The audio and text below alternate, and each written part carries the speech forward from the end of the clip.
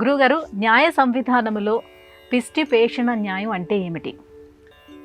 పిష్టి పేషణ న్యాయాన్ని communication skills ఎలా మాట్లాడాలి అన్న విషయాన్ని తెలియజేయటప్పుడు ప్రస్తావన చేయటం జరుగుతుంది.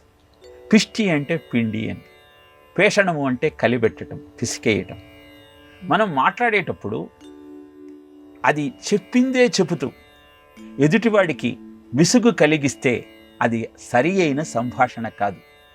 అవిస్తరం, అసందిగ్ధం, అవిలంబితం, అవ్యథం, పురస్థం కంఠగం వాక్యం వర్తతే మధ్యమే స్వరీ అని హనుమంతుడు మొట్టమొదటిసారి రాముణ్ణి కలిసినప్పుడు వారి సంభాషణను గమనించినటువంటి రామచంద్రమూర్తి లక్ష్మణుడితో అంటాడు.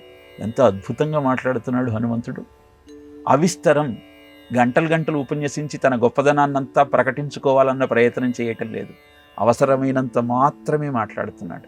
అది అసందిగ్ధం, చెప్పే విషయం స్పష్టంగా అర్థమవుతోంది, ఎక్కడ చెప్పిందే చెప్పే ప్రయత్నం చేయటం లేదు. ఆ విషయం అద్భుతమైన పరిజ్ఞానాన్ని అందజేస్తోంది. అవిలంబితం, చెప్పేటప్పుడు ఆ వాక్ ప్రవాహం అలా కొనసాగుతూ వినేవాడికి ఆశ్చర్యాన్ని కలగజేస్తోంది. ఉరస్థం కంఠగం వాక్యం వర్తతే మధ్యమే స్వరే, ఆ మాట కర్ణపుటాలను బద్దలు చేస్తూ గంభీరంగా పెద్దగా రావటం లేదు, అలా అని అసలు వినపడకుండా నెమ్మదిగా రావటం లేదు. మధ్యమ స్వరంలో నాభి నుంచి వస్తున్నటువంటి ఆ శబ్దము వాక్కుగా అవతరించినప్పుడు అద్భుతమైన ఆనందాన్ని కలుగజేస్తుంది.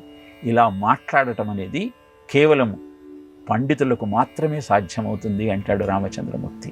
అలా పిల్లలు కూడా మాట్లాడే పద్ధతిని తెలుసుకోవాలి అన్నటువంటి ఆలోచనతో బీటింగ్ అరౌండ్ ద బుష్ అని మనం చెప్పేటువంటి ప్రస్తావనను పిష్టి పేషణ న్యాయము అని న్యాయశాస్త్రంలో తెలియజేశారు. కనుక ఎలా మాట్లాడాలి, ఎలా వ్యవహరించాలి, ఎలా గౌరవించాలి, ఎలా గౌరవాన్ని పొందాలి అన్న ఈ విషయాలన్నీ పిల్లలకు తెలియాలి అంటే పురాణ విజ్ఞానాన్ని వాళ్లకు అందించే ప్రయత్నాన్ని పెద్దలు చేయాలి.